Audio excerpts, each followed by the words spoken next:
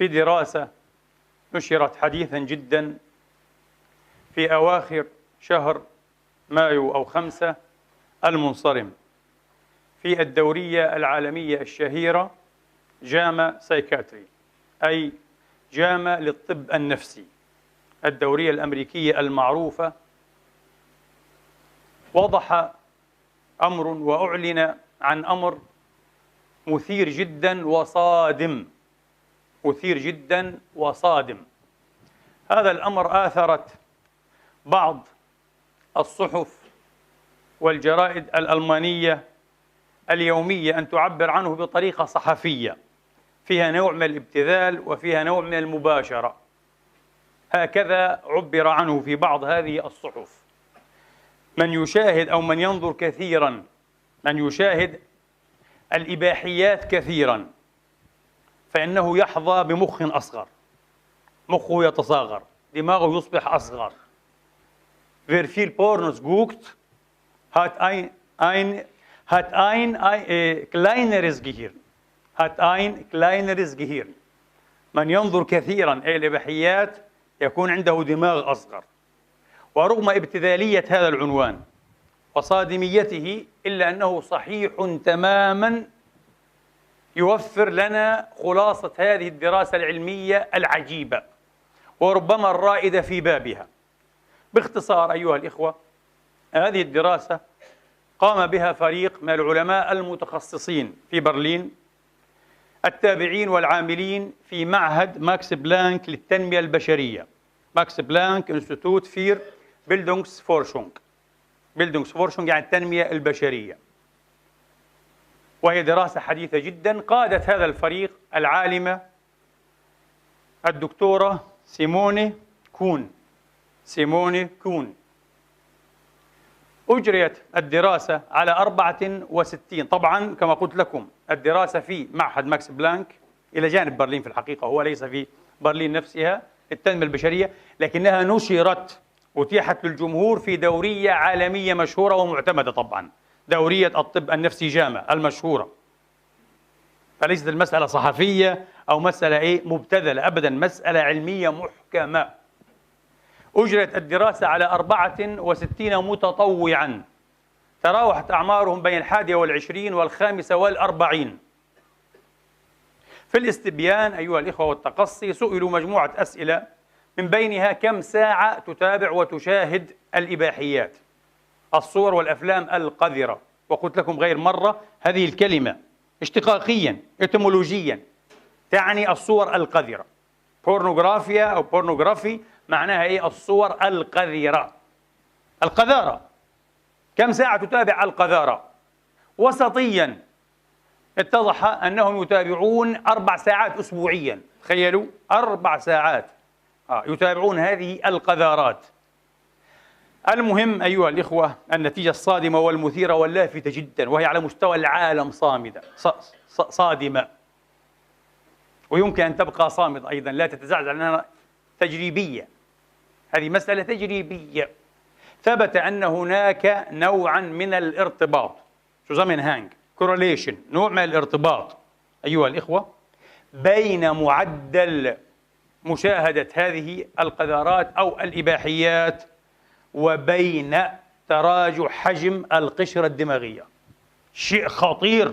الكورتكس، المادة السوداء هذه أكثر ما يميز دماغ الإنسان، هي المسؤولة عن ذكائنا الحقيقي، وهي حديثة بلا شك، هي حديثة بالنسبة إلى أجزاء الدماغ المختلفة. المادة السوداء جراو سوبستانس بالألمانية، الجري، هذه المادة السوداء تتراجع. عجيب، تضمر أيها الإخوة، تتراجع. والأعجب من هذا أيها الإخوة أنه قريب من الفص الجبهي، الفرونتال لوب في الدماغ، قريب من هذا الفص الجبهي هناك جهاز هكذا يسمى المخطط ستريتيوم. هذا المخطط يقبع في مكان قريب من مقدم الدماغ، لكن انسايد في الداخل، وهو المسؤول، يعتبر أيها الإخوة المسؤول الرئيس عن الإثابة والمكافأة. حين يأتي الإنسان سلوكا جيدا، هذا يثيبه ويكافئه بأن يعطيه شعورا بالنشوة، شعورا بالرضا، شعورا بالسكينة، شعورا بالطمأنينة. ستريتيوم، جهاز المخطط، هذا العضو الصغير.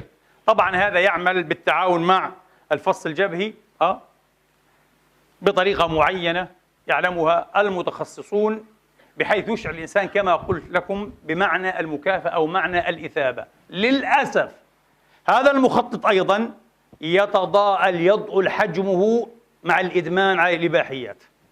عجيب. فيصاب الإنسان فعلا بحالة إدمانية حقيقية، بحيث أنه يصل بعد حين يصل إلى مرحلة لا يعود عندها وفيها يستثار، مهما رأى، مهما شاف، مهما حتى أحيانا مارس، لا يستثار، ما في، لأنه جهاز الإثابة، جهاز المكافأة يتراجع. وأيضا أيها الإخوة العلاقات العصبية بينه وبين المراكز المختصة الأخرى في مقدم الدماغ تتراجع، تفاعلات تتراجع بين هذا الجهاز وبين هذه الأماكن. مشكلة، ورطة كبيرة. لذلك هؤلاء موعودون أيها الإخوة بتحصيل علمي أقل، بذاكرة أخفض، بذكاء أقل. نتيجة مخيفة مرعبة. طبعا كما قلت لكم هذا تقريبا في 24 من مايو المنصرم. بلا شك في السنوات المقبلة ستتلو هذه الدراسة دراسات كثيرة قد تعزز نتيجتها وقد تأتي بشيء آخر، لكن نحن لا أقول منحازون، لكن يبدو أننا مطمئنون إلى أن الدراسات المقبلة ستعزز هذه الدراسة. لذلك أنا ابتدأت هذه الخطبة التي أسأل الله أن ينفع بها وأن يباركها بقول الحق جل مجده: قل للمؤمنين يغضوا من أبصارهم ويحفظوا فروجهم ذلك أزكى. شيء غريب هذا الكتاب. هذه من يتشككون ويشككون في كون هذا الكلام العلوي المعجز ليس ربانيا. لماذا اختار تبارك وتعالى هنا لفظة أزكى؟ كان يمكن أن يختار لفظة أطهر، ذلك أطهر لهم، أليس كذلك؟ ذلك آمن، أي شيء آخر. لماذا أزكى؟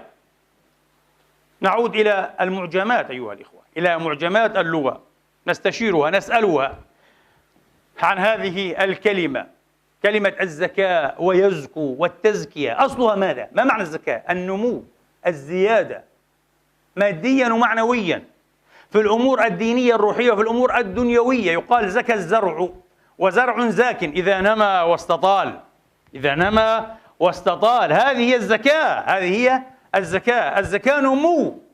الله يقول: من يغض بصره ويحفظ فرجه يزكو.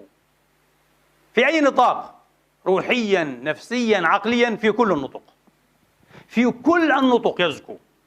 يستحيل أن الإنسان أيها الإخوة يكون إنسانا قريبا من الله تبارك وتعالى، زاكي النفس، زاكي الروح، زاكي الفؤاد واللب والقلب، وهو يغلغل نظره فيما حرم الله. يستحيل. يستحيل أن يكون منور الوجه، صبيح الوجه، فيه جمال رباني، وهو يسرح نظره فيما حرم الله. مستحيل.